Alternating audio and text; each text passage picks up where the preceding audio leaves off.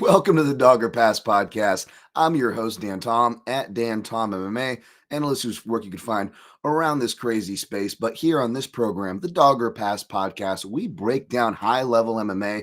That's what we're going to do here today, tonight. Whenever you're listening to this, hopefully it's before the fight. The question will be breaking down UFC Fight Night 265 between Tsarukyan versus Hooker, but got to have a co-host with me. Got to have my guy with me. He will always comes correct. We got my guy at Mad Lab MMA, who you can find at themadlabmma.com. What's up, Mike? What's going on, dude? Looking to forget about last week and hopefully rebound this week. Yeah, you and me both. Was not a great night for us, but it was a notable pay-per-view. We had some movement, and for what it's worth, we did get the top two right, both of us, which wasn't as easy. It might seem easy in hindsight, but a lot of people were on Whaley. A lot of people were on JDM. No hate to them or those fighters. We did come correct there. I went another night. I went like not 9-4. 9-4 is the other week, Mike. I went like 10-4 in picks. So I'm like continuing to, and if I get this main event, by the way, I won't be over 70. I'll be closing in on 80% main event picks. That being said, my dumbass somehow seems to have all the action on those like 3 or 4 picks that I get wrong. Like those are the ones that I decide to choose to get action on, right? We've all been there, of course, but that was the case for me. And the only thing I got right, I was joking this with Mike, where I'm like, Mike, if I beat you in the head-to-head, it means that's the only thing it's the only thing I won. So Mike will be like trying to be nice and giving me like props and stuff. And I'll be like a miserable C word over here, because if I win the head-to-head, it usually means I'm doing terrible for the rest of my night. So that was kind of funny, but we'll pay that off too, which I believe was Leon Edwards versus Carlos Prates, which again, round one, Edwards backwards, we're looking in the bank at plus money. And then Prates did his thing, man. Yeah. It was it was a shot that I took. Sometimes you just take those shots, learn your lesson. But he did look good in round number 1. And then it was the perfect situation with what he does. You can get inside his head, right? It seemed like Prates was talking to him a little bit, kind of like, trying to bait him into a fight, an angry fight. And it worked. If, Leon Edwards kind of left his game plan and said, you want to get angry? We'll get angry. Don't get angry with Prates. Prates is not a guy that you want to get angry with. So lesson learned on his part, lesson learned on my part there. But like I said, the most important thing is, a lot of mine were bad beats too. Like even in boxing, I had Catterall by decision, and then the last round, Catterall ends up finishing. You know what I mean? So it's like right side, wrong way, needed a couple more minutes just to last the 12-round fight. Didn't do it. But we ended strong. I mean, we were on the right side of the co-main and main. A lot of people weren't. A lot of people were on JDM. A lot of people were on Wiley. So happy about that. But yeah, it definitely was not a performance that I'm proud of this week. So I'm looking to bounce back. Yeah, and we'll move on. I just want to give one credit too, because this wasn't a bad beat or anything that I could blame that on. Not that I'm looking to blame it on that or anything, even though people will accuse me of that relentlessly. I just made a bad pick, which is normal, and I account for it every week, despite people saying different. But I got to give credit where it's due to Bo Nickel, man. Was completely wrong on that. Thought if I whiffed on the only unit I took on Rodolfo Vieira, it would be covered by the points handicap, but it was not. He was dead in the water, and Bo had excellent improvements as fighters I tend to bet against show. But I got to give him credit regardless, man. And that was just a dumb bad pick by me. Picture perfect fight, man, for him. I mean, he looked fantastic. That was actually one of my bright spots was I had Bo Nickel, over 1.5. Was it Bo Nickel over 1.5?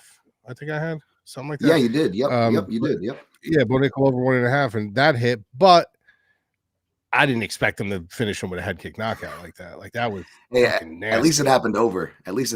Right? So you still cash. Yeah. At least I don't care what happened. But yeah. So yeah, it was like I said, we had some good calls, but let's hope, even though this card isn't that good, guys, it's not the greatest thing. This isn't a card where you got to cancel plans with the family, and it's a good main card. But the prelims, we should be able to coast right through them. Yeah, and there might be some shuffles on that. Like I think they rightly moved, not to step on it, but Kyoji Horiguchi up to the main card as he probably should be. We'll see if that comes to fruition. I'm just going to be breaking it down off of the old Tapology list here. So Yeah, let's get to it. I will say there was a mean southpaw report that I put a lot of work into, and those age well regardless. So hopefully you guys are able to see that. You could always search for those by the time those fighters fight again, if they're fighting another southpaw, by the way. But the card we're going to be breaking down, which I think Mike's going to have a lot less head-to-head. We'll see if that prediction of mine is correct.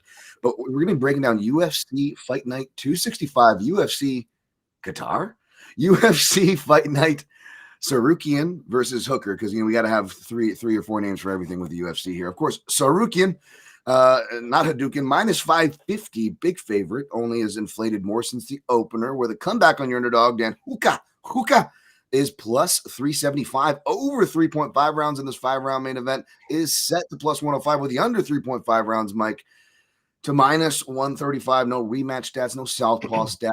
Small cage stats for this one, folks. Not very many southpaw stats coming your way. But Mike, I'm going to guess you don't disagree with the favorite, but that doesn't necessarily mean you're picking the favorite. So tell us, what's your make on this fight, bud? Yeah, I think that listen, obviously the favorite is the right side, but do I think that the line is a little astronomically ridiculous? Yeah, I do. At the end of the day, Dan Hooker is what he is. We know he's a tough dude. This is a guy who finds ways to climb back from the depths of hell to to win fights or to make fights interesting. He's very war-torn. He's taken a lot of damage, and every once in a while, these old dogs come in and show you who they are, and Dan Hooker has done a good job of that, in his last couple fights. I mean, he beat Gamrot, which was, is that aging well? It's aging well. But after you watch a couple Gamrot fights, you're like, man, what is he doing? Like, Gamrot sometimes just doesn't stick to the same game plan. Turner, Puelles, so he's on a 3-fight win streak right now, and everyone's thinking like maybe it's the resurgence of Dan Hooker. So every once in a while, these veterans show you who they are when they're like right on the cusp of, are they washed? Are they not washed? They've seen better days, and that's where Dan Hooker is right now. But I hate to jump down narrative street with certain things, but when you get to a certain point in your career, whether it's when you're a 50-50 fighter or you're going near the end of your career, like, we do have these questions. Me and DT talk about it all the time. Like, why are they taking this fight on short notice? Why are they taking this fight at this time? Why is he choosing to fight this guy? Because a lot of the times they need the money. Like, they're not as active as they'd like to be. They get 1 or 2 fights a year, if on an average. So they want the money. When you look at someone like Tsarukyan, who doesn't need the money, he comes from a very, very wealthy family. This kid wants to fight. So the rhymes and reasons for him fighting is because he wants to be there. He does not need to be there. This kid walks around with a $150,000 watch on his wrist. So that's also something I read into a little bit. Like, I read into that. Sometimes guys take fights for the wrong reasons. They just had a baby. They need some money, or they're coming near the end of their career. So they're trying to cushion their stability a little bit, their financial stability. Someone like Tsarukyan, he doesn't need that. He's in there because he wants to be in there, which means he's going to train because he wants to train. He's signing fights because he wants to sign them. And not to mention, the kid is a good fighter. I mean, despite his relationship with the UFC, he's a very solid fighter. He's durable. He's got cardio. He's got good wrestling. He's got good pace. The kid's good. I think the kid is honestly better than Dan Hooker everywhere, outside of the veteran mindset and obviously the striking. If he wants to stand on the feet with Hooker for 15 minutes and strike with him, do I think that's a good idea? No, I think it's a terrible idea. But I also don't think that Hooker is going to be able to elude Tsarukyan's pressure, taking him down and controlling him. So do I agree with the minus 500, 550? No, but I do think that Tsarukyan is in a spot where he can make it look that way. He could, at the end of the fight, you could say, yeah, he looked like a minus 500 here, if he fights smart. Now, there's also telltale signs where maybe he takes a shot in 3rd round, a little bit of a sloppy shot. Hooker leads up with a knee, catches him on the chin. We've seen him rock before. We've seen him put on skates before. So they're all there. But for me, if you're going to pick Dan Hooker to win this fight, you're picking him with like a puncher's chance. Like, you're picking him with Tsarukyan does something dumb, opens up a window, and the Hooker, climbs through it. And I can't pick on that. So I am going to go Tsarukyan. I'm not going to run to the window for it, because like I said, that to me, that price is unplayable, but he should be the overall, pretty big favorite here. Yeah, it's tough. I wonder what his price by KO line is, because even getting cheeky with the round props, which I love to do, Mike. I love my hot rounds, especially targeting them in main events where you have more rounds to choose from for more monies. But our Tsarukyan could like ice Hooker in the 1st round or the 4th round, and neither would be surprising, right? So, it's one of those deals. Tsarukyan by KO, it opened at plus 155, and you can still find it for that, plus 160 at some houses. I feel like that would be maybe the only thing worth maybe sprinkling on, because I could definitely see that. Now, Hooker, it was funny. Traditionally, the early read, he didn't face too many southpaws, but I was like, I think he has got some weakness to that style. And then since the pandemic, he's basically fought nothing but southpaws outside of a, quick shellacking from Michael Chandler, right? The only other guy out that's not a southpaw was his last fight against Mateusz Gamrot, who switches and against orthodox fighters like he did against Hooker will fight southpaw. But Gamrot was actually landing some decent strikes in that fight. And it's ironic because I'm usually the leader of the charge of Gamrot didn't win against Turner. He definitely didn't win against Tsarukyan, right? And finally, a split decision went against him, and no one was complaining because you felt good for Hooker. He did do some damage or whatever, but you go back and watch those fights. It was really just end of the moment, round moments in 1 and 2 for the most part. And I feel like not only was that a Gamrot win, you could maybe, you could even argue just as well of a Gamrot 30-27 than you could a Hooker 29-28. I don't think there's a big variance in those justifications of arguments for those cards. Not that that matters. You want to get too hung up on it, but point is that you could argue that Hooker is overachieving a bit, as fun as a style and a guy he is to root for, right? And I do think that he can, it's a club and suburbs chance as well. I will add that, which makes it trickier, because if it's like a guy with, it's KO or bust for him, that makes it a little easier to plot your plays or to put a little fun flyer out there. But we've seen, just like a Gamrot shooting in on Dan Hooker. Dan Hooker's shown better awareness with his hips, and when you do beat his hips, he has got nasty front choke threats that Tsarukyan is going to have to be weary of. And Dan Hooker's gotten a better get-up game, better cage awareness. He knows where the cage is at. He knows where to, scoot back. I'm not going to fight for position and get static here and allow him to settle. I'm going to go to the cage, do my wall walks. And Tsarukyan, not the biggest back rider, right? So perhaps those maybe might be okay. That being said, he is a good positional rider, and I only expect him to be getting better. We haven't seen Tsarukyan for almost a year, right? Since he was booked initially booked, or when was the last time we did see them? That because it was supposed to be against Makhachev, and then that was the last minute Renato Moicano booking. And yeah, he's got grappling fights. That's what confused me. But yeah, it wasn't until last year since Charles Oliveira. So again, you got to imagine he's been getting better, especially in the grappling area where he's been clearly training for Islam Makhachev. So yeah, I expect this to be a ground heavy fight. But again, you're trying to get cheeky and do like an SGP with an overplay. I don't think you're going to chop that much of your price off of Tsarukyan. So yeah, I would say maybe look for the KO, even though he has been looking for submissions. Maybe he burns you that way, right? So I don't know. Not an easy fight to bet, I guess, is what we were trying to say, Mike. Yeah, definitely not an easy fight to bet for sure. One thing I will dovetail on when you said something about a club and sub on Dan Hooker's end. Is that what you were saying? Yeah. Bro, I would dare to say it's a minus. I mean, it's a plus 2,000 that Hooker subs him, especially after we saw what Yakhyaev's had him in, and he did not submit. You know what I mean? Like, you got Yakhyaev's on your neck. Like, I thought he was dead. I was like, it's done. It's a wrap. The way he stayed patient and the way he survived that, and the way he, now, mind you got to remember, it's also who's on you, right? So like, if you got somebody like, I don't know, let's just say Ryan Spann on you, and he's got a choke on you. Yeah, he's a good submission grappler, but there's a path out. But when you have somebody like Yakhyaev's on your neck with a deep choke, like, you're saying to yourself, that's a wrap. Like, this dude's got me locked in. The way he stayed patient and the way he just, there's something to be said about that. So Dan Hooker to sub him, dude, that's tough to imagine. I would say that's plus 2,500. It's plus 2,200 for a reason, and I'm not picking it, Mike. But I was right, dude. I just guessed that. Yeah, I just guessed that. Yeah. I didn't even no, and it should be. But I will say, to push back on it, is that you're not incorrect, but you're ignoring the club part, right? The club is the huge caveat. The club allows you to sub people who are, even if you're sub level of Charles Oliveira or sub level of the guy you're subbing. How many times have we seen shitty guys? Non-Charles Oliveira, not even non-Charles Oliveira's, but guys aren't even good as submission as their opponent, still sub them in MMA. And a lot of times it's because it's because they're tired or they're hurt, right?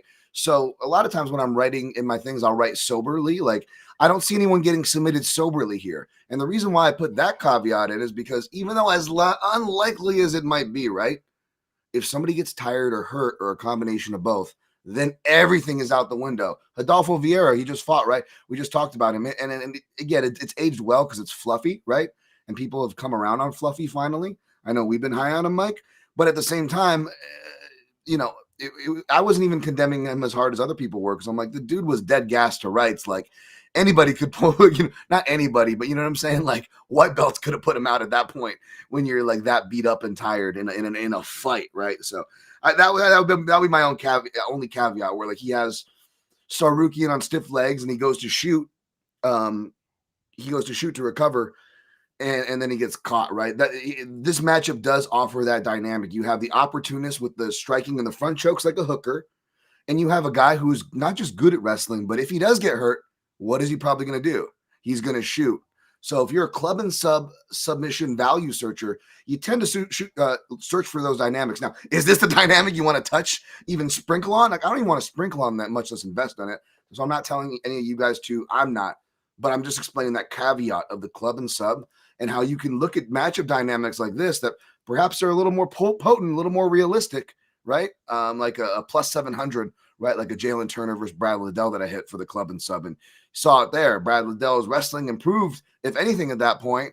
But, he was improving to a point where every time he was getting hurt, Riddell was actually shooting despite being a kickboxer.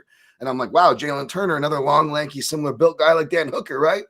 So maybe we can get that club and sub. And Jalen Turner took me to the 700 club that night. Now, I'm not looking at Hooker to take me to the plus 2200 club, as enticing as that number is. Which, by the way, Mike, great call on that number, by the way. You were pretty spot on there. Yeah, it was close. I didn't even look. Yeah. But yeah, anyways, we'll move on to the next fight here. But yeah, dangerous fight to play, folks. I think that's the point. We're both on Tsarukyan. No surprise there. Let's go to the co-main event, shall we? We got Belal Muhammad versus Ian Machado, the Ian, the Machado Garry. Shout out to my guy Fenyo for that nickname, which is freaking perfect. We got Machado, the Ian at minus 270 versus, remember his name, Muhammad, plus 220, the comeback on the former champion. Over 2.5 rounds, because it's not a 5-rounder, which is, I think, is unfortunate. And Mike, I want your thoughts on that when I pop it over to you in a second here. But it is a 3-rounder, over 2.5 rounds, minus 300, under 2.5 rounds, plus 245. Yeah, I feel like the under is more enticing, if anything, than the underdog, because I feel like Ian Garry is going to have a good game plan. And you can say that about both these fighters with them. And that was something that a lot of us said about Belal until his last fight, where he comes in with a bad one, right? Not that it wouldn't necessarily would have mattered or anything. I don't want to take away from JDM, right? I'm just saying, he himself is finally admitting that, yeah, I wanted to outstrike JDM, and I didn't get to the wrestling early and often enough. Although he did shoot in that fight, folks, throughout it. And then Ian Garry, I would argue, overperforms in the sense of, even though he's a hyped guy, and you don't want to say that about a hyped guy, it doesn't make sense off principle, much less a guy who hates the hyped guys like me. But I've actually been an Ian Garry defender. If you rewind the tape, maybe not. I don't know about his personality or personal life. I don't give a crap about that. I'm talking about his fighting, folks. We talk about here, and yeah, I've been an Ian Garry defender. Even if I pick against him, like when I picked Shavkat, right?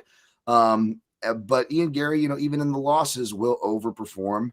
And I don't know. I feel like the head kick's potent here. As much as I want to root for Belal from a narrative standpoint, because if he doesn't win this fight, he's never getting a title shot. And even if he does win this fight, I don't even know if he does get a title shot anytime soon, right? So who knows what hope anyone could hold for Belal here. But I do hold some for him. But spoiler alert, I'm picking Garry here, Mike. Where are you at with this one? And do you share my opinion that this should probably have been a 5-rounder, even as a co-main? Yeah, I honestly think it's, you know what? And if it was a 5-rounder, my mindset probably would be a little bit different on this fight. But, when I look at this fight, I was never a Belal truther. I kind of just never liked him. I didn't think he was marketable. I thought he was super annoying. I think he's a good fighter. I mean, he's proved to be a good fighter. And I was never really an Ian Garry fan because I thought that he decided to take another path. So he's taking his own path. He's trying to be like a Conor McGregor-esque, but now he's starting to carve out his path because now he's making you a believer, right? He's winning fights. He's winning big fights. I was 5 rows back for the Rakhmonov fight. I was literally 5 rows back for that fight for Garry and Rakhmonov, and what an impressive performance. I mean, yeah, he lost the fight, but I mean, how impressive. I mean, you're thinking to yourself going into that fight, like he's going to have to stay on his feet in this situation. He's going to have to really, mind his P's and Q's with a guy like Rakhmonov. And he had more takedowns than Rakhmonov, and he had Rakhmonov in a submission position, at one point. Like his grappling looked really, really good. Like the kid is very well rounded, and I don't think we really know how good he actually is on the ground and even on the feet. I mean, he showcases it here and there, but it seems like every time somebody puts him in a position we haven't seen him in, whether it's a clinch position, a grappling position, a wrestling position, or just something nefarious, he seems to kind of just figure it out. And that's a testament to him. With Belal, this is a guy who he's not very intelligent. I'm sorry to say it, but this is a guy who he had such a great run going through people in the UFC. Just people couldn't figure him out with his wrestling and just his pressure and just this constant pace. Then all of a sudden he fights a guy who's got some of the slickest hands in the division, and he says, I am going to show you my Canelo hands. So he leaves his aces spades to go and strike with one of the best strikers. So what do you think is going to happen?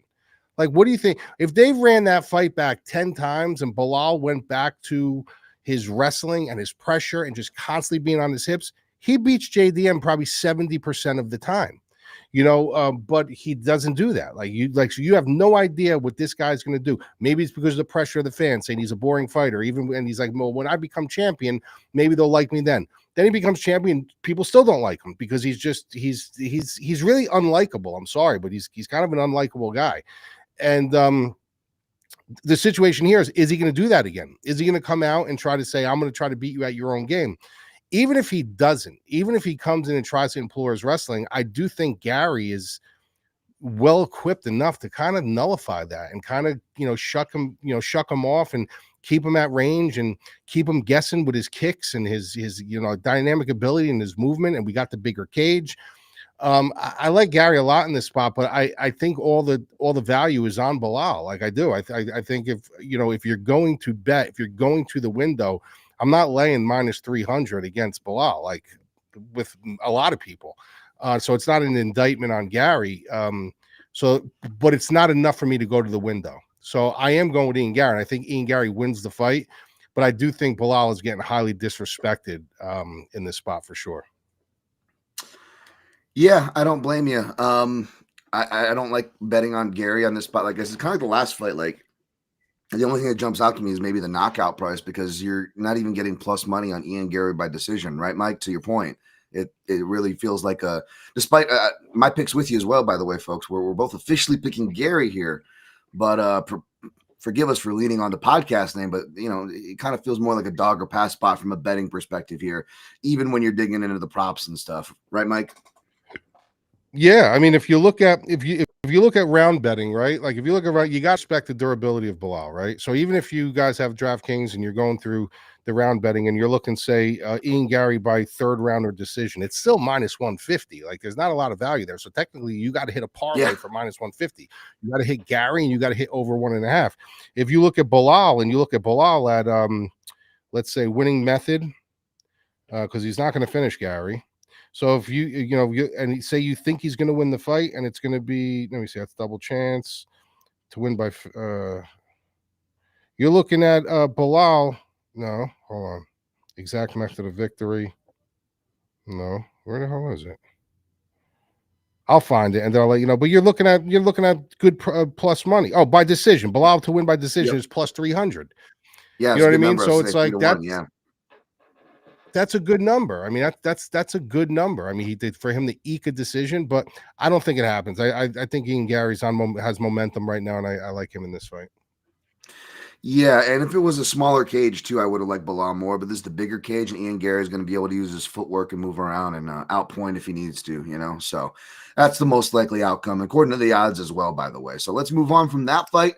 We've got Volkan Oezdemir, Secret of the Oezdemir, versus Alonzo Menifield. Oezdemir is going to be your favorite, minus 240 with the comeback on Menifield, plus 195, over 2.5 rounds, plus 140. The Thunder is coming in here. Under 2.5 rounds, minus 160. So they are expecting violence here, which I don't blame them. Menifield's fights can be crazy, man. He can come in and ice a guy. He can come in and get iced. Or he can come in and surprise you and wrestle his way to a victory, or surprise you and continue to wrestle his way to a loss. That being said, I don't disagree with who the favorite here is. And Oezdemir, this is not a fight I want to touch, especially at these odds. This feels like, I mean, it might as well be a heavyweight fight, right? Right, Mike? It's light heavyweight fight.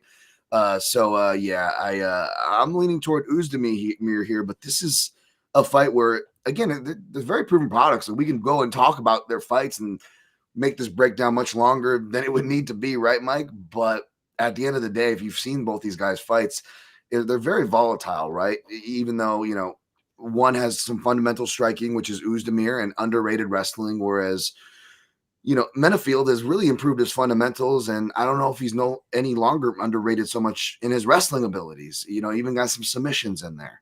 But Mike, what are you feeling on this fight? Maybe you see a sharper, more concise viewpoint than I have on this one. Yeah, no, I'm kind of with you with everything. I just think that when you look at Oezdemir and you look at back in the day, remember No Time Oezdemir, and everybody was calling for him to get a title shot, and I was like, guys, slow the fuck down. You know, he's beating guys like Serghei and stuff like slow down. Are you like, when you see a guy knocking somebody out that quick with the whole thing, he's got the mad to death touch and everything, you still haven't seen him in any kind of adversity. Like, yeah, he's great when he's the hammer. He's not, but let's see him in adversity. Let's see what happens when he's put on his back. Let's see what happens when he's put on skates. Like, you guys can't be calling for title shots and stuff off a guy who's knocking guys out for, you know, a couple fights in a couple seconds. So I always thought that was foolish, and I never was really super high on Oezdemir. I do respect him. I think he's a solid fighter. I think he's a good guy to have on the roster, even though he's getting a little older now. I just boil this down to, you know, athleticism versus fundamentals. You know what I mean? And I think, you know, when you look at their striking and you look at who can have the bigger moments, yeah, I think Menifield can have the bigger moments, because sometimes even when he's getting tired and labored, he starts just flailing shots. And if he connects on a shot with you, then great. But he can also make it boring. He could drag you onto the cage, utilize his weight, you know, press you against the cage, make it a very boring, slow, sloggy fight. But I just think fundamentals and technique prevail in this spot. I think Oezdemir is a sharper striker. He's got more centerline striking. I think he's the more crisp and polished fighter. I think, like you said, he does have underrated, you know, wrestling when he needs to use it. I think this is kind of his fight to win, but I don't like, you know, the price tag on it. Like, I'm not betting 2-1 on fucking Volkan Oezdemir. So, like, this is a card where, yeah, you might have strong stands, but just because you have a strong stand doesn't mean you need to, you know, roll with a fighter that doesn't hold that kind of value. He doesn't hold a 2-1 value in this fight. This is a very volatile fight, like DT said. So I am picking Oezdemir, but you know, hesitantly. This reminds me of the last time we picked against Menifield, Mike, where we picked against him, but we said that the line was stupid. Like what was his name? It was gonna get fraud checked. The European grappling guy, right? Big athletic black dude, but grapples a lot.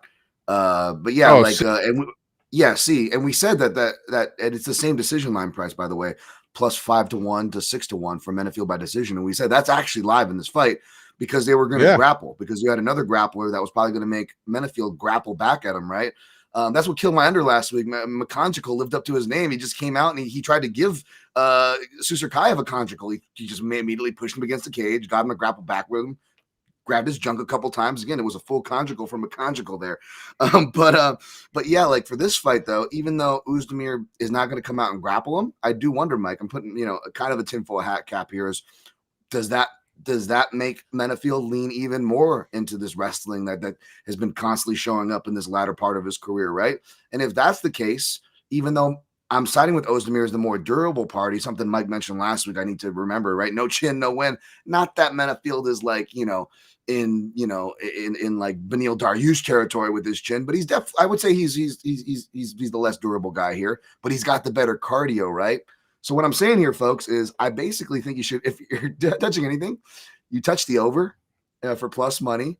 And then I would say, maybe I'm not even as confident, obviously if I wasn't as confident against C, how am I going to be more confident against Oezdemir to lay that decision line for Menifield? And on the other side, you're only getting like plus 125 for the Oezdemir by decision. That being said, folks, I think this got a split decision written all over it, right? It's got, if it makes it there, it's got split decision all over it. So maybe you just do the over and throw split decision in a round robin if you do that or something. That's if you're really desperate and degenerate looking for action in this fight. I am not. I'm just trying to play devil's advocate in case someone is, Yeah, I want to bring one thing up now that you brought up Beneil Dariush. So, when you talk about Beneil Dariush, I want to ask you a question. Be honest, right? Do you think that the announcing is getting worse and worse and worse as the cards go on? The table announcing. I don't want to pile onto it because I feel like everybody. And I'm going to tell you why. But I'm it's been I think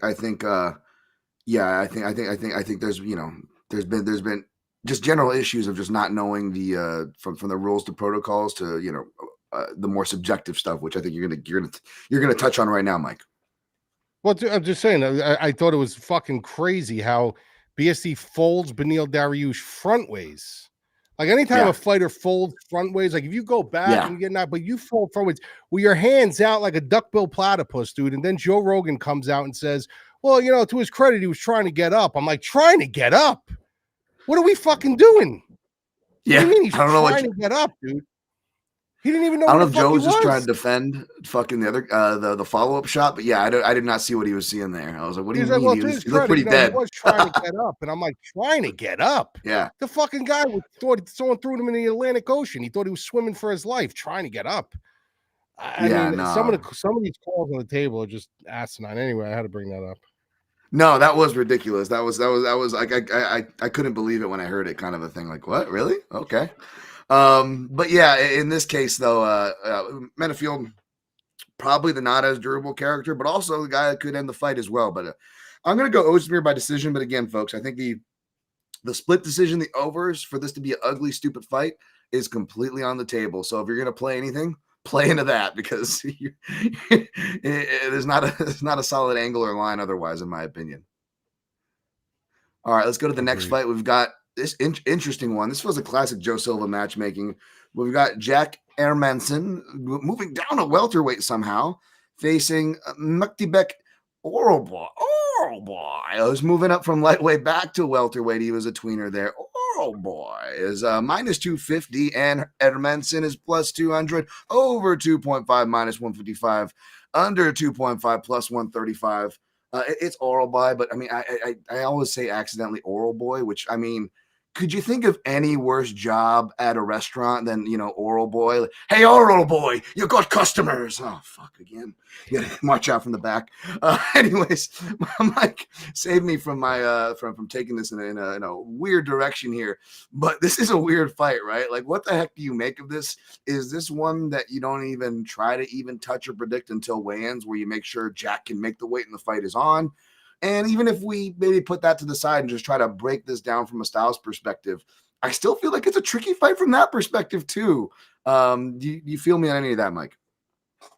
Yeah, I do. I just think this is bad timing for Hermansson. I love Hermansson. Hermansson made me a lot of money. He made me money with the Joe Pyfer fight. We were on the Hermansson side. I actually bet Hermansson in that fight. And I think he's very talented. I think he's got, very intelligent way about him. He reminds me of Jocko. Remember Jocko back in the before he left the UFC? He was that guy that nobody really paid attention to, but he was so well equipped to just give you a tough fight. If you signed the dotted line, you knew I'm fighting Jocko. He's gonna, this is a problem.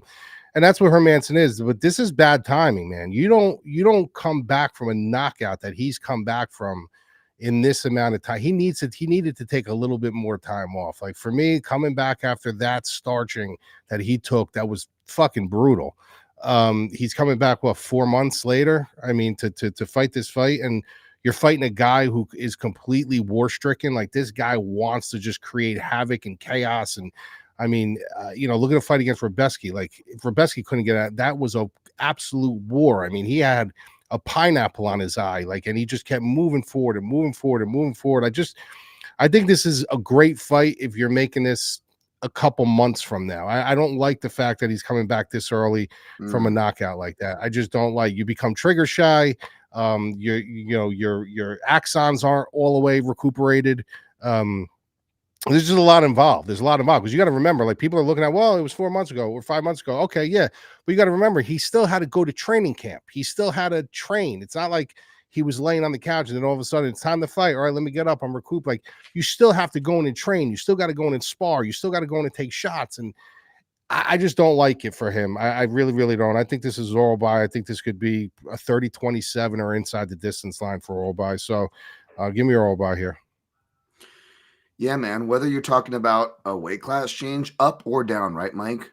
Much less head trauma. Two different things, but both, Mike, I would say at least I want to see a fighter away for at least 6 months, right? Is that a bad rule of thumb? I know it's not a size fit all, but you get what I'm saying? That's right. I mean, the only way I would make an exception for that rule is if, like, you know, the guy's, you know, on Queer Street and the ref steps in and stops and he's on his feet and he's like, but when you get sparked out cold like that, where your axons completely shut off, like, that's a different level of knockout.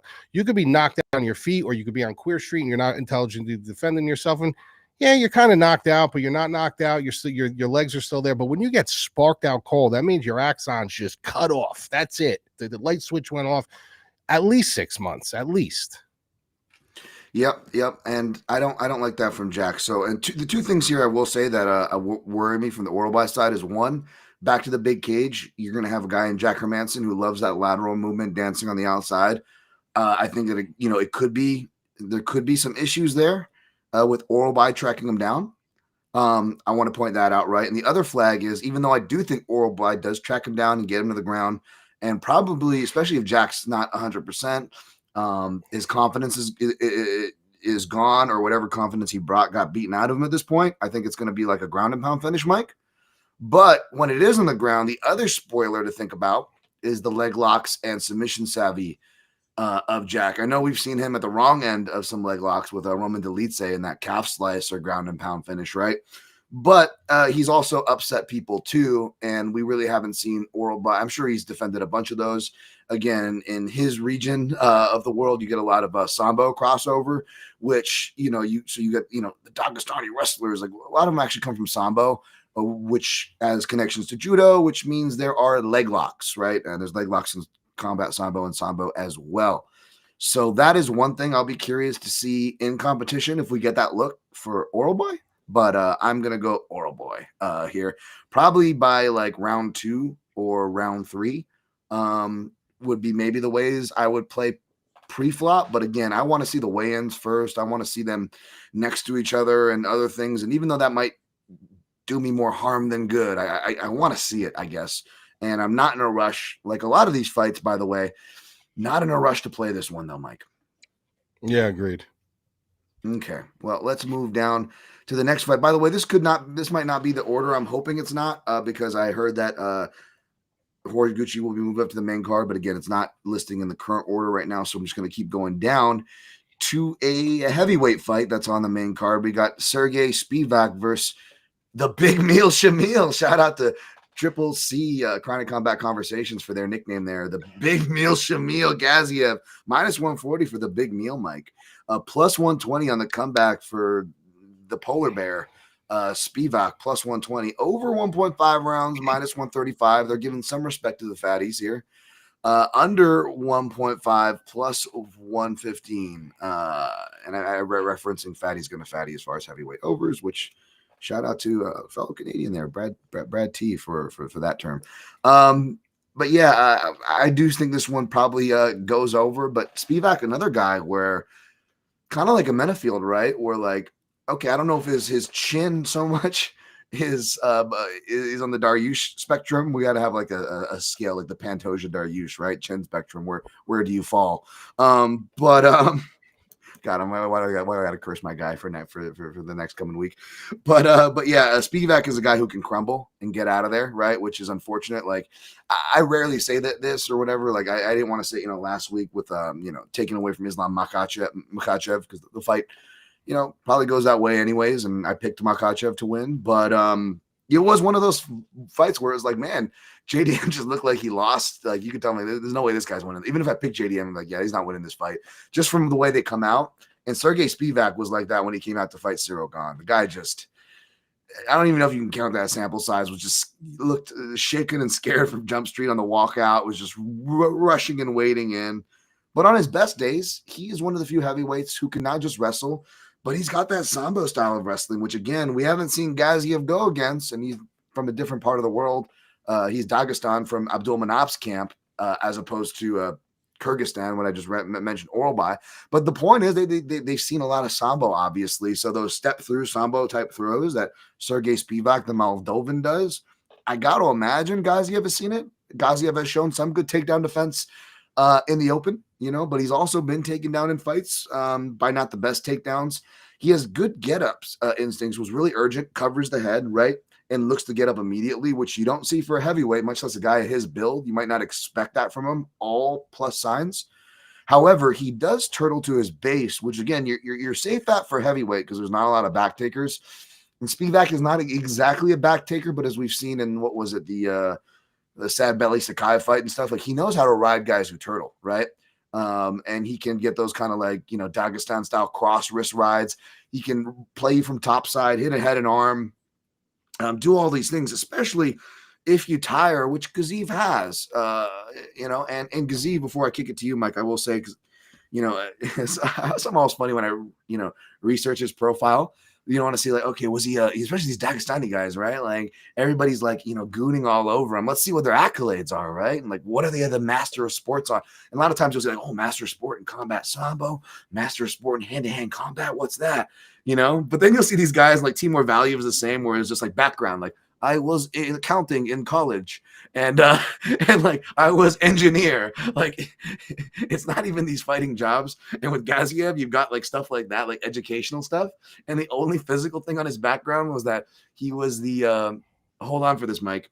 He was on the national team of Dagestan for a sport you're never gonna guess. Volleyball. He was on the national. I didn't even know Dagestan had a volleyball team. That. It's crazy. Like, I actually knew that. I actually knew he played volleyball. Yeah. Can you just imagine him in the? I'm gonna date us here, Mike, but with the Top Gun reference. It's and I'm not saying this in a bad or a way or anything, not a hateful way. It's just literally the most gayest scene in cinema history, which is the Top Gun volleyball scene. You know what I'm talking about, with Val Kilmer and Tom Cruise.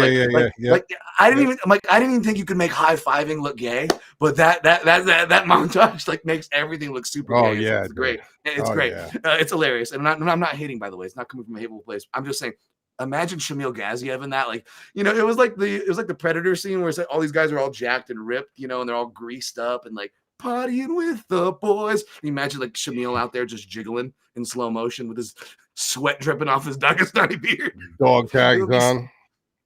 Sorry, it's just I have to share that mental image because it polluted my brain. So on that note, Mike, does the volleyball team guy get it done here? Does Shamil Gaziev spike one down, or does he get spiked upon?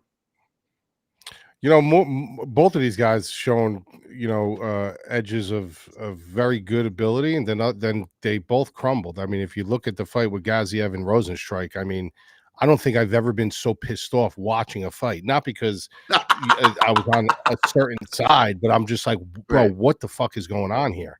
Like, he just looked like he packed it. He looked like he literally went in there to like a smorgasbord that he thought was going to be fantastic all-you-can-eat buffet, and it was like there was nothing left. Like, he just looked like he was so disappointed. He looked terrible, bro. He looked terrible. Like, it was brutal to watch. It was brutal to watch how gassed out he was, how ill-prepared he was. It was brutal to watch. But he is a talented guy. He does do some nice things. And on the other side with Spivac, the same thing. Like, there's sometimes this dude comes down, and you're like, you know what? This guy's great for the heavyweight division. He's got like a Tybura-esque way about him. He's got a big guy with good grappling ability, good submissions. He makes some good decisions, but then sometimes you're like, dude, like, what the fuck is going on? This dude is folding. So both of these guys have shown the ability to do good things, and both of these guys have shown the ability to fold. I don't know, man. I think that if Spivac comes in, if both of these guys come in at a locked in mindset, I like Spivac. I like the dog here. I think I think that his sambo background, I think his positional grappling, I think his clinching can tire Gaziev out a little bit. But he's gonna have to get to him, and he's gonna have to show up. You know what I mean? He's like you said, when he came in against Gan, he looked like he was frightened, bro. Like he was like frightened of the moment, almost like they made him do it. They held the gun to his head to sign the contract. Like if he comes in and he fights, he's talented enough to. He's looked good, man. Spivac has looked good when he was on that little bit of a run before the Gon fight. Like he was doing some nice things. Even his striking looked pretty good. He was kind of, hunting down his opposition, and he had confidence in his striking because he knew that was going to be his means to an end to get inside. So if we see that Spivac, then I think Spivac has a very, very good shot to be in a lot. And guys, listen, it's heavyweight. It's very volatile heavyweight division. You could be winning. Look, a perfect example is Derek Lewis against Volkov. I picked Derek Lewis in that fight, and I remember when I wrote my article was like 15,000 words at that time. I would just write these long-winded articles. But that Derek Lewis for Volkov fight, I just put, because all it takes is one, ... And I left it at that. And he was getting beat from pillar to post the entire fight, pillar to post. And then with 5 seconds left, he fucking clips him with a shot, and the fight's over. And I actually took a screenshot and I posted it. I said, it says Derek Lewis because all you need is one. And not that these guys pack that kind of power, but that's the heavyweight division. You could be losing a fight, and then all of a sudden, within the drop of a hat, the fight is just completely shifted the other way. So I like the dog here. I'm gonna lean on Spivac. I don't blame you, man. I may switch that way. There's still one fight I have to watch, which is the Waldo Contesta Acosta fight. I want to rewatch that. But from my memory, Mike, it was that passive bravado that, granted, Waldo gets everybody with, right? Even when it seems like you're winning against him. I wonder what a more active bravado of those 1-2 come forward, that Gaziev has. He works the body pretty well too, which I like. And that's what's probably getting me to lean toward the Gaziev side. So I'll take Gaziev's side for a pick, but I don't want to go head to head with this one unless this is, God forbid, the only one we're head to head on. You know what I'm saying? If that makes sense, because this may be, and I only say this once a card, but this might be one of those fights where I might want to reserve my right to switch, because even if I do pick and stay with my Gaziev pick, folks, I don't know if I'm running to the bank with him here. Like it feels like I think I know the fight that we're going to be head to head on. Okay, cool. Is it next? Because probably is next. Let's go to the next one. No, I don't think it's going to be. Okay. Well, hey, let's see. I'll be curious because I feel like I'm on a very unpopular side in this next one, and I was unpopular when the guy was actually on a run in his prime, and who knows where he's at now. We got Alex Perez, of course. I'm talking about the Ian McCall curse inheritor at flyweight, which I think he might have passed it to Manel Kopp. Let's see this weekend if he fully passed on the curse. But Alex Perez takes on Asu Almabayev. Almabayev, of course, getting the respect as the favorite. -220 for Almabayev. +180 the comeback on Alex Perez. -190 the over 2.5 rounds. Under 2.5 rounds. +165. Flyweight unders are always sneaky. There's a crowd of bettors that like to snipe those, and I don't blame them. It's kind of like heavyweight overs, and you go flyweight unders. It's it's that dynamic, so to speak. Although they've caught on with the heavyweight overs a bit. However, you still get nice numbers on flyweight unders, and Alex Perez is a finishing flyweight, both with his power and his submission abilities. But he can get out of there in weird and wacky ways as well. And I'm not even going to crap on his chin or anything like that. He just has bad luck, man. And I absolutely sympathize with the guy who is always on the wrong side of the stick, so to speak. And that is Alex Perez throughout his career. Almabayev came up short again, speaking of Manel Kopp, right, who had that bad luck. Almabayev did come up short against Manel Kopp. And again, one of those rushed opportunities. I don't, similar to Gaziev, when they get rushed into these main event spots, maybe he wasn't rushed as much as Gaziev because he actually had UFC fights, right, leading up to that. But, I don't want to take it on him too much. He looked decent against Jose Ochoa, who I had in that fight. I had Ochoa in round 2, which that was the hot spot. But Almabayev and his wrestling and the way he's able to mix that game was too much. And credit to Almabayev, too. He did show improvements since the Kopp fight, as he should. He's still a young fighter, right? I mean, 31, not super young, but young enough to where improvements are still being made. He is still technically in that prime, even for the lighter weight class. So I don't have issues, nor am I surprised with him being a favorite, but I am an Alex Perez defender here. And I would love to see him get some respect put back on his name, because it felt like he was on the process to finally doing that. And then he gets that injury win to Tatsuro Taira. By the way, Taira, legit, I've come around and have been more sold on him. This is no shade or disrespect to him. But you want to talk about awful comment. Remember, I mean, Bisping is really bad about getting on, like, hooked on and overly glazing a fighter. I know you've picked up on this recently, Mike, with certain fights. But, oh, my God, go back and listen to that Taira Perez fight. He is just coming in his pants. Like, did they have to get a change of it was already the end of the show, but I feel like Bisping had to change his pants with the amount he cummed in it over Tatsuro Taira. I've never seen someone ejaculate so hard over an injury loss. But I would love to see Alex Perez come back and put some respect back on his name and shove it to all the people that have constantly disrespected him, breakdowns to people who back him and all alike, man. Let's go Alex Perez here. But again, Almabayev the favorite for a reason. Mike, was I right, or are we on the opposite sides of this? Yeah, we are on the opposite sides of this one. I like Alex Perez. I really, really do. And what people got to look at on his resume, you got to look at his losses. Yeah, he's lost 4 of his last 5, but look at who he's losing to. I mean, he's losing to Tara, he's losing to Yakhyaev, he's losing to Pantoja. He beat Yakhyaev, by the way. He beat Yakhyaev. Yeah, you can say you can say that. You absolutely 1000%. But you got to think about the people looking at the resume. Figueiredo, former champion, so he's got 2 champions and a kid in Taro who is, very well equipped to make a run to get a title shot. And you have a guy, Yakhyaev, and despite what you think of him, the kid was slated to be a possible title contender, so he's losing to all the really, really tough dudes. And the one thing about Alex Perez is he's a very smart kid. He's got good wrestling. He's got good counter wrestling. He's got decent striking. He's got good pace. He doesn't over exude anything in the cage as far as like over jump things. He waits for positions to come to him in certain situations. The only problem with this fight is, with his counter wrestling, and he does tend to give up positions when he's put, in a position on the ground, and that's something you don't want to do with Almabayev. And Almabayev is a guy who we always talk about this, who knows what he's good at. Like, he knows that his wrestling and his grappling and his pressure is his bread and butter. So my concern is Perez going to be able to fight clean enough for 15 minutes and not put himself in a bad position? He does tend to give up his back sometimes. He does tend to, end up rolling the wrong way sometimes, or, just things that wrestlers shouldn't really be doing, even though he's very good with his counter wrestling and his offensive wrestling is good. Sometimes his counter wrestling, you could kind of question, why did you just do that? You just put yourself in a horrendous position. Because sometimes, these guys retreat and it's all get back on your feet no matter what cost. And then what happens? You're giving up a bad position.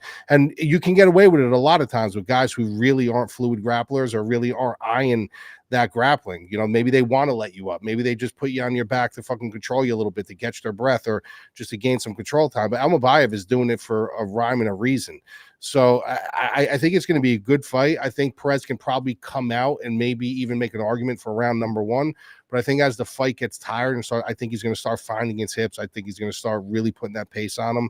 And I think, Perez is going to probably put himself in a bad positional spot that's going to give up a lot of control time. That's going to give up rounds. So I'm going to go with Almabayev here. Yeah, it's got to set up to be another close fight like that, similar to the Yakhyaev fight, which, by the way, I just want to point out real quick. Isn't Muhammad Yakhyaev actually doing really well? He was a guy that, regardless if you liked him or liked his style, I think we can agree shouldn't have been cut, right? And since then, he has only won. He's done nothing but win. He lost a grappling fight by split to Rogerio Bontarino, legit like 3rd-degree black belt, who's a hoss. And then I also want to point out, he not only lost to Figueiredo, it was prime Figueiredo, folks. And this was in November 2020. This was when they were doing those crazy. Remember, they had Figueiredo Moreno, and they turned them around with like in a week of each other. That was during that whole chaos and the pandemic where you shouldn't be grading fighters like that harshly anyways. They didn't have proper training. Remember, it was a whole shit show. And then you go to the next loss, Pantoja, who, of course, I'm high on. This is title run Pantoja. And by the way, Alex Perez took that fight on short notice. He was training for a completely different stance and style in Southpaw Askarov. And then he gets title run Pantoja last minute. That's his loss. And then beats Muhammad Yakhyaev, which, if we're keeping the same energy of the Jailton, Almeida, Volkov, and all these decisions we've been seeing of late, Alex Perez won that fight. And even though Bisping is glazing him, and that affects the scores and perception, Alex Perez was actually winning on the cards and against Tatsuro Taira before the injury. won round 1 and was landing hard shots. So, again, I don't know how hard we can really crucify him for those losses. Sorry for the rainstorm if you guys are hearing that come through. But, Mike, did you hear that okay? Yeah. Oh, it's raining over there? Yeah, it's like a hailstorm crazy over here. Yeah, but no, I agree. Like I said, the resume speaks for itself. It's just like I said, the matchup. I think the I don't know why I keep seeing. I just keep seeing him, doing well until he's not, and then he gets put in a bad position or puts himself in a bad position, and the round goes to, Almabayev. In a 3-round fight, every second, every 30 seconds, every minute counts. The longer it goes, I absolutely agree with you, Mike, by the way. The longer it goes, it's probably bad news for Perez because it means that he's either not getting done what he needs to get done and is losing positions, or even at the best case scenario, right, like that Yakhyaev fight, like I just listed, he's having to walk that fine line and hope the judges get it right, kind of a deal, or they see it his way, which you can't feel great about.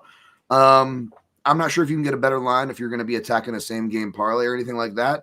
Perez is a guy that I'm probably just doing folk plays again this week, folks. I think I'm going to take I know it's like last 3 cards. Everyone's like, oh, got to catch up, bro.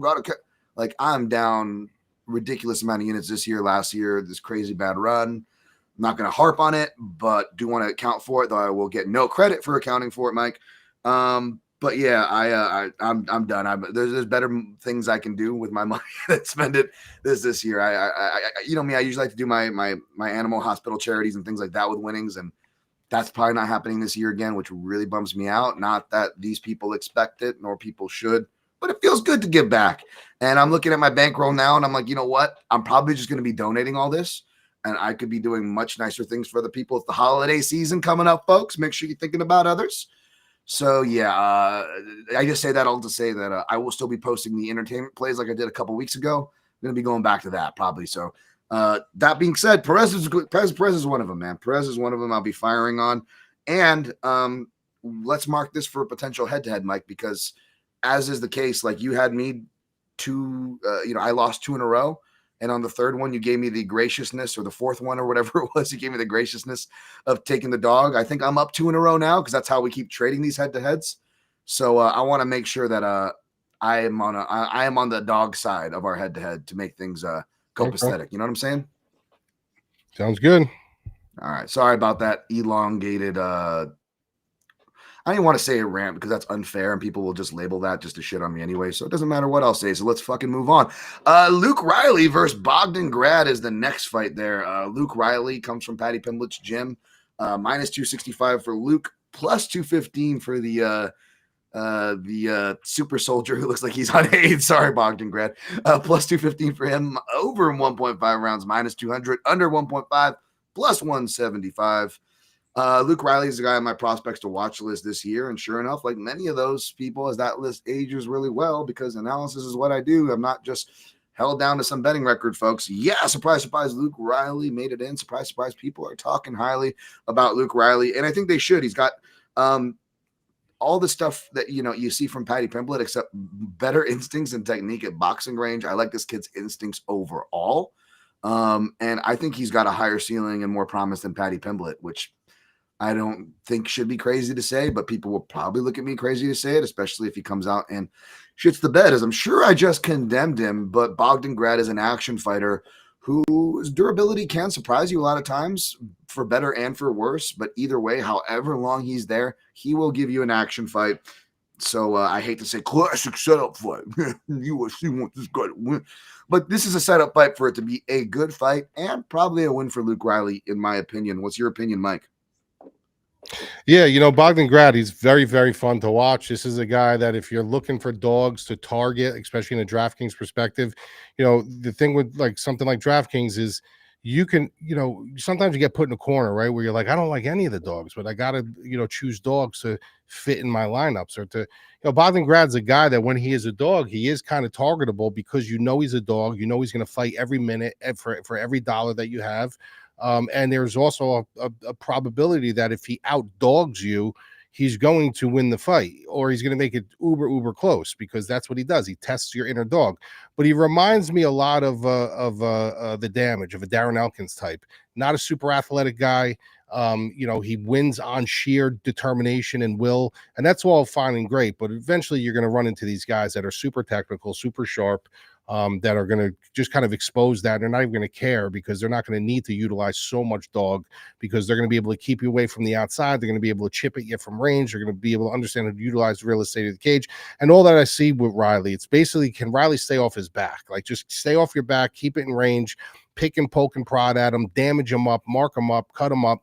And then if the finish presents itself, then let it present itself. I'm not crazy about the price tag because, like I said, debuting fighter, you don't know about the debuting jitters, bright lights, big city, that whole scheme. And sometimes guys do underperform in situations like that. We've seen it with Manel Cap. We've seen it with Ariana Lipsky. All these people that come in with these big things, and then all of a sudden they come in on their debut and they're like, "Well, you fucking look like shit." So possibility, it's a possibility. But if he comes in loose and he's not caught up in the moment, this is a fight I could see, Riley really chipping away at him. So I'm picking Riley, but I'm not willing to just go rush to the window to bet that fight. Yeah, at the price, I'm not rushing either. I'm not trying to parlay on most cards, much less this card. But if you were, I think Riley would probably be a popular parlay piece. But again, you want to see these fighters. I know the word UFC level is so tainted, but you still want to see them in the UFC a little more and whatnot, even if they're coming from more notable regional scenes than others, you could say. So yeah, we're both on Riley here. Let's go to this next fight. We've got Abdul-Rakhman Yakhyaev versus Rafael Cerqueira. Yakhyaev is I am assuming he's definitely going to be the favorite here. Yeah, minus 1,500. Jesus. Plus 750 comeback on Cerqueira. Over 1.5 rounds, plus 245, under 1.5, minus 300. And that is basically what you're playing. You want to play contrarian here. You're not playing the dog. You're playing the dog to survive, maybe. Yakhyaev, one of the few southpaws on there. We didn't get to see too much for him. He was also the biggest favorite on his Dana White Contender Series card. Again, I do grading the winners columns, do analysis on people outside of the UFC. I do analysis on people coming just into the UFC. Plenty of stuff you guys can look up there to your help, even if you hate my guts. I still have stuff that can make you look smart kid, if you go and look it up there. But yeah, Cerqueira is going to be one of the few people that would need a southpaw record on, and he really hasn't faced any. He's coming off of 3 losses to non-UFC level lefties and then going back down into his careers. A lot of the proverbial cab drivers and whatnot. No notables on his come up. He is your typical light heavyweight as far as the glass cannon goes. We haven't seen the glass part of Yakhyaev, but he certainly has a decent-sized cannon phrasing. On that note, I'm going to pick Yakhyaev here. Mike, do you got anything on this one? Yeah, no, I just look at this. You got Cerqueira, who is 0-3 in the UFC, lost 2 by knockout.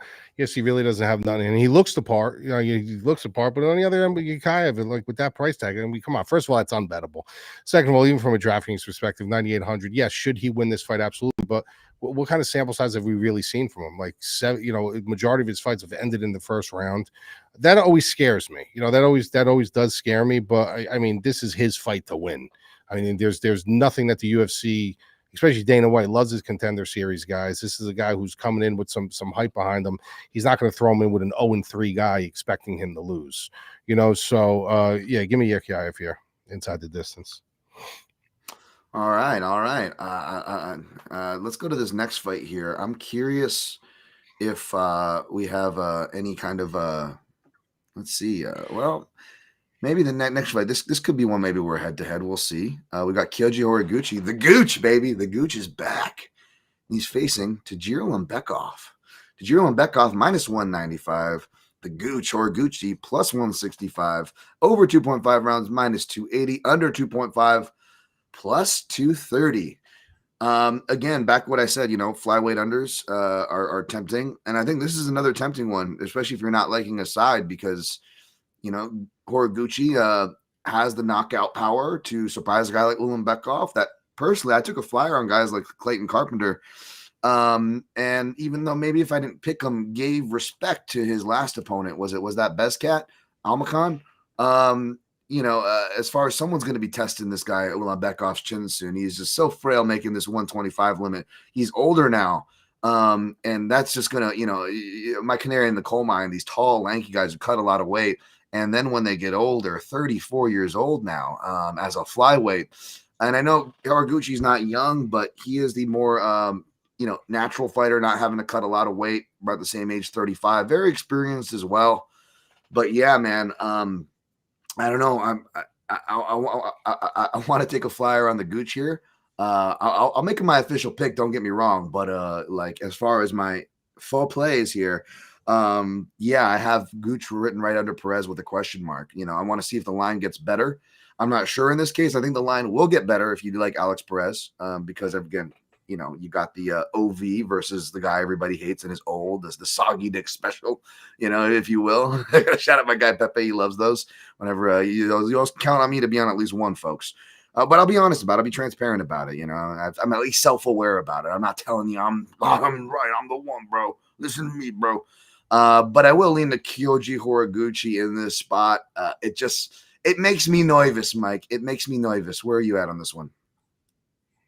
Yeah, Horiguchi, he was in the UFC obviously a while ago. I think he went 7-1 or 6-1 in the UFC. So then he went over to Ryzen. He did a stint in Bellator, went back to Ryzen. Bellator, he was like flip-flopping back and forth. Here he is back again.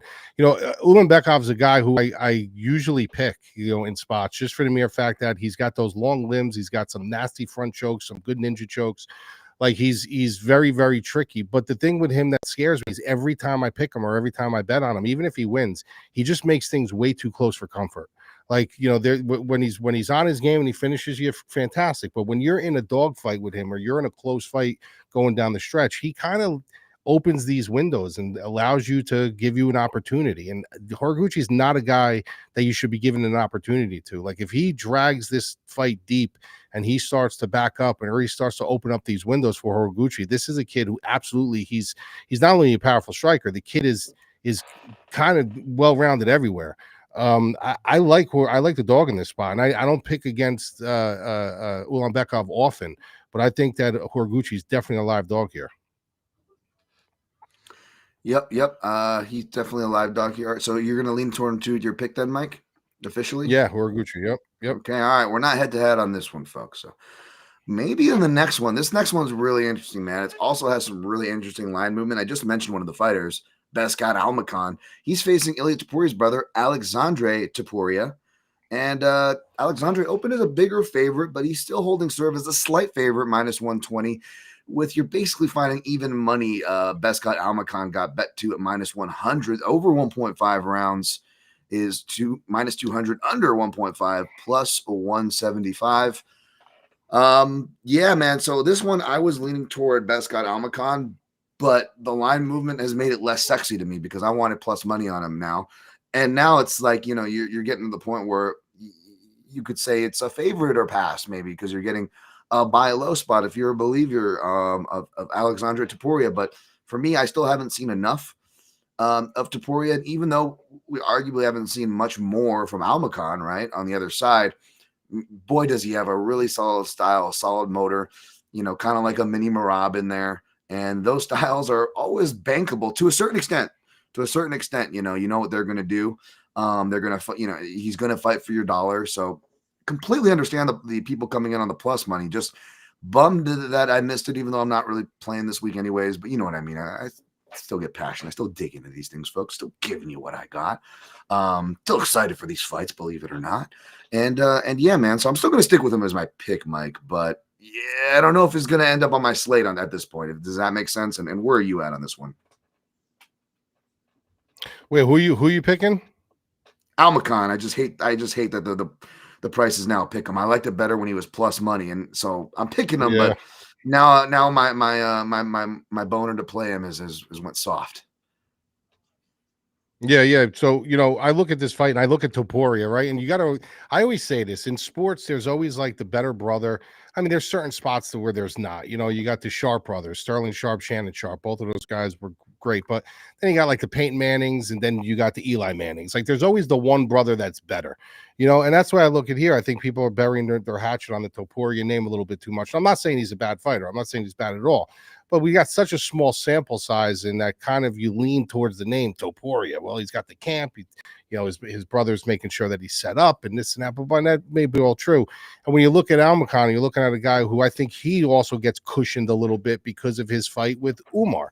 People are like, wow, he went to the distance with Umar on short notice. We never even heard of this guy. But the fact of the matter, when I broke this fight down with the Umar fight, I said, this dude is different. Like, this guy is not a guy where he's just coming in and he's just no name. This guy has skill. Now, he went to the distance and everyone gave him credit, and that's fine and good, but it wasn't a competitive fight. He dropped Umar with a shot, awesome, but basically he survived in that fight. That's basically what happened. Umar was controlling him, couldn't get off his back. Like, it was not a competitive fight.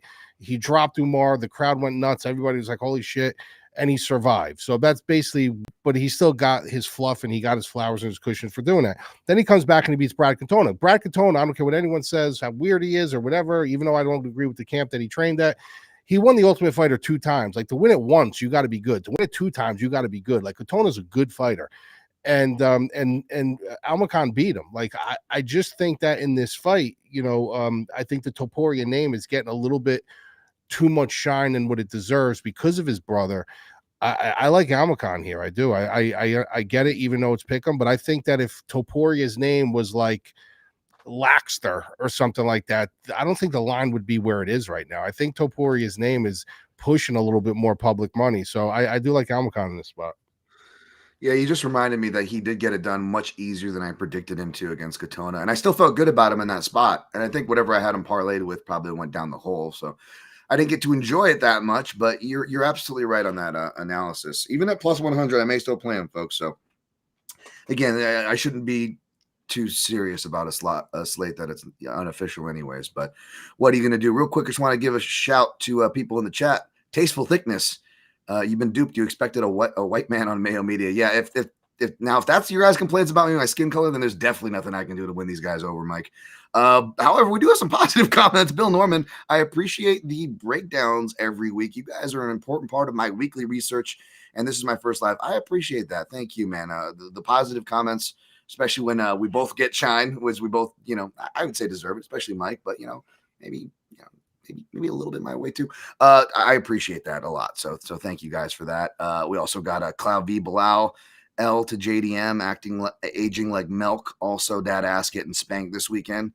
It could be, man. Could be. And Kurt says a few good underdogs on this card. Let's go. Yeah, I think we've outlined a couple of live ones already, right? Especially at flyweight. I feel like what is that?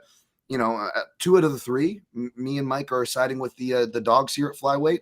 And 3 out of 3 for me, if you count Alex Perez, which that one might be our head-to-head. Correct, Mike? Yeah. All right. Well, let's move out from flyweight central. We're both siding with Almakhan there. We're not sold on Topuria. Let's go to one of the other few fights with the southpaw. We got the American southpaw wrestler Ryan Loader bringing all the loads. Dan, relax. Versus Ismail Nardiev. Can he handle the load, Mike, as you put in the Whaley breakdown last week? Jesus Christ. That's some good laughs there. Minus 125 for Nardiev, who looks like he's got like a spiky haircut from when I was in middle school. Just needs the tips dyed blonde there. Plus 105 comeback on the Loadmaster, Ryan Loader. Not his nickname, but it is now. Over 2.5 rounds, plus 100. Under 2.5, minus 120, which means they don't know where this one's going as far as totals go. But as far as the side goes, I am leaning toward Nardiev. He is 1-1 against UFC level lefties. Now, he did lose to a lower level UFC lefty early in his first UFC run. You got to go back into his chance encounter, as some podcasts out of the MMA analysis call Chance Encounter, which sounds really, really rapey there. But he lost to him. However, when he did face another one. Listed southpaw who mainly fights orthodox but fought southpaw, then he did beat Bruno Blindado Silva. However, Bruno Blindado Silva, I don't use the word shot a lot, right, folks? And that's a fighter that was shot. So how much do we take from that? He did show some, he did go 0 for 3 in takedowns there, and Nardiev has shown some improvements this, after getting washed out by grapplers, because he also lost to like Sean Brady, I believe, on that first run, So some losses that aged well. And there is that stylistic trend in there. If Ryan Loader's gotten better than what I've seen, maybe he can weaponize the wrestling. I just haven't seen a sharp enough blade, so to speak, of a style, and a strong enough process built on a strong enough foundation to get behind a southpaw wrestler that, a durable southpaw wrestler is a really live underdog. But yeah, a southpaw who can wrestle in Ryan Loder, not as live in my book here, but he could win. I'm going to go with Nardiev here. Where are you feeling on this one, Mike? Yeah, I'm not impressed with either guy. I mean, you got Sure. Nordiev, who he's got potential. He's got things that he does nice, but his grappling has been an issue. Like when you're taken down by Rakhman 2 times and Brady 4 times, even though that's not nothing to shake your hat at Brady, but there is paths to take this guy down. And when you got a guy who is a wrestler like Loder, and I think he's starting to realize now that his chin isn't up to par. I think he knows, like, I need to really just find my way on the hips. You know what I mean? And I'll buy that. I'll buy into that. And like 2 guys that aren't very good, make a lot of mistakes, have holes in their game. If you're giving me the wrestler that's going to run downhill, if he's smart, I don't think that, Nardiev will be able to stop his takedowns if he is starting to chain them together. I think if he commits to the wrestling from the beginning, bell, and he can drag the fight to the ground, say within the first minute, maybe get a body lock or a double leg. And I think it'll start putting Nardiev on the back foot a little bit and saying, look, like, I got to be hesitant a little bit because you're not defending 1 level. You're defending 2 levels at that point. You're not able to let your hands go as much as you want to. We've seen it with JDM. I mean, seamless striker. He didn't even get a shot off on Makhachev for the mere fact that he could not pull the trigger because he knew if I pull the trigger, I'm getting taken down. So it kind of makes you simmer down a little bit with your striking style. And I think Loder has the ability to do that here. I think if he gets an early takedown or he shows takedown early, doesn't get caught in the chin, obviously, I think this is a fight that Loder absolutely can drag into like a deeper fight and be boring, but a control time style fight, real, American folk style wrestling. I'm going to go Loder. I'm going to go with the dog here. All right. Yeah, I don't blame you. This is a spot where I would love to choose the dog. I just wish it was a better dog for me to get behind. Otherwise, I would pick Loder here. I'm still going to pick Nardiev, but this is not a spot where you want to bet Nardiev. This I'd say it's a dog or pass, but that's what's also disappointing about this, Mike, is I was hoping, not just hoping, but legitimately thinking and justifying that Loder would be a bigger dog here, which would make me more attractive to him, right? And just not a lot of meat on the bone either way, in my opinion. So yeah, not great guys, like you said, Mike. I'll go the other side here on Nardiev, but I don't blame anybody for picking Loder. I think Nardiev's going to be able to do well. Also, it's his second camp, I believe, over at Killcliff FC. So now he's getting more of the, wrestling looks, getting better striking process training with Henry Hoof, to coach I respect, etc. So we'll see if that pays off for him, but I'm not attaching too much hopes there. Let's go to the next fight. Nurullo Aliev versus Shamrock. Nurullo Aliev is your favorite, minus 290. Shamrock plus 235. Minus 180 for the over 2.5 rounds. Under 2.5 rounds, plus 157. So Aliev, we saw him against Joe Select. He came off the Contender Series. He's only had kind of a somewhat forgettable decision wins, majority decision over Rafael Alves. So, athletic guys. He's beaten some good grapplers. And then he's going to be facing, Shamrock, who comes over from that Octagon organization. Now, I haven't seen much from him as far as like deep diving. It's mainly been just a lot of highlights. But from what I've seen from how people talk about him, that I think would be his fans from his side of the pond and region, not the highest hopes, like a fun guy or whatever. He's got some moves out there. But he is the underdog for a reason here. I want to look more into this fight. That being said, hard for me not to side with Nurullo Aliev just from what I know of these guys. Even without the betting line, I already assumed he was the favorite in this spot. So I'm going to go with Aliev here. Do you have any hard thoughts on this one at all, Mike? No, I'm with you. I'm going to go Aliev here. But I really have no stone cold analysis on this one to share. Yeah, and then at the prices, I'm not sure how much you really want to be, extending or even trying to get cheeky looking for props. So apologies for the quick breakdown there, but some of these fights lower on deserve it. Maybe not so much this next one, but the one after that definitely does. Next one's actually interesting. We got Nicholas Dalby, who's back. Danish Dynamo after, being stopped for his first time ever against Randy Brown after an eye poke. He's back. Randy Brown hates it when you bring up his eye pokes against Serghei Yakhyaev. And this guy is He didn't come off contender series or anything like that. His most recent win is a notable win is Shinya Aoki over in one championships. He has faced UFC level guys. And when you go back and look deeper in his regional record, but he loses to him, right? Lost to Carlston Harris by Darce choke. Granted, that was back in 2021. And then he also lost to, I don't even remember, Elias Silverio. I thought he was going to be something. He looks like he's still maintaining a decent record, but he was kind of a flash in the pan. I thought he was a potential prospect, one of those guys like around the Johnny Case era where I'm like, oh, Johnny Case, Elias Silverio, could these guys, be something? And Silverio, was still 13-1-1 when he met him and beat Sagid Yakhyaev. Apologies on the pronunciation. And even if you dig all the way back to his amateur bout, that's where you have to go to find his next UFC level name, which was Magomed Umalatov, who's mainly you see in the PFL and stuff, by the way. And of course, he lost to Magomed Umalatov here. So he loses to most of the UFC level guys he faces. Best wins over Shinya Aoki, who he was had a huge size advantage over. Again, this guy was, welterweight over at 1, which means he was basically weighing in as a middleweight 187. So it'll be interesting maybe to see him on the scales.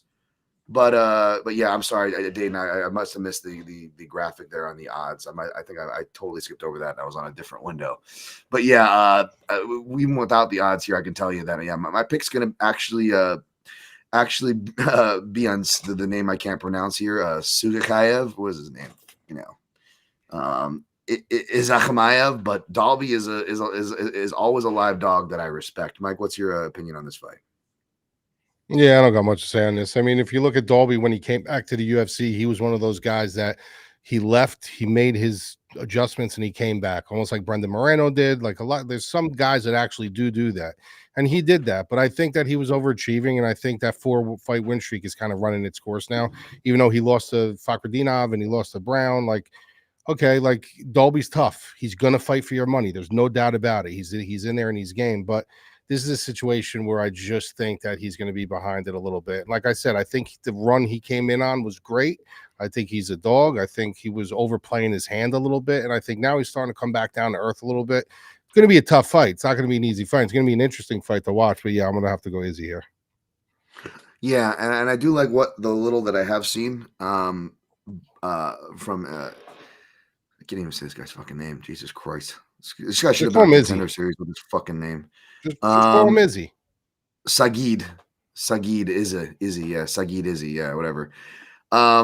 It's just hard to contextualize it because, again, when you're looking at the competition that he's facing, so I want to see more. From a betting perspective, it's probably dog or pass, but as far as my pick goes, unfortunately, I'll pick against Danish Diamond here. By the way, sorry, apologies to the chat. It looked like nobody was in this chat for Mike, I don't know if you checked it. It looked like nobody was in the chat for the first half of the show.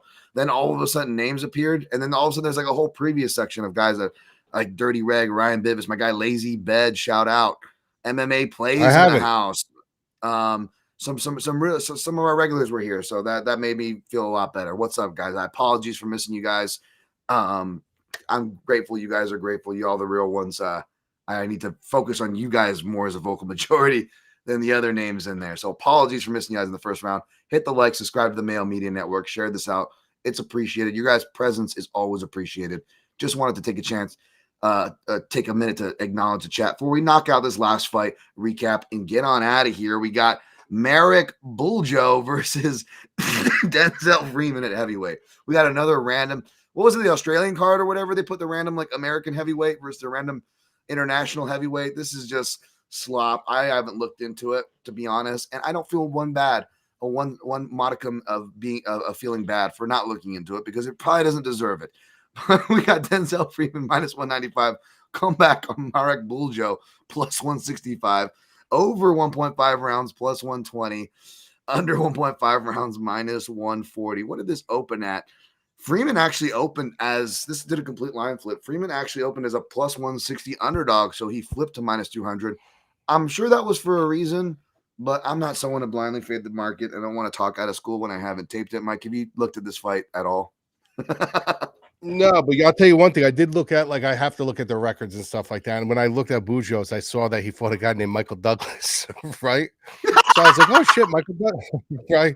I was like, Michael Douglas. And then when I clicked on it, I was like, that ain't Michael Douglas.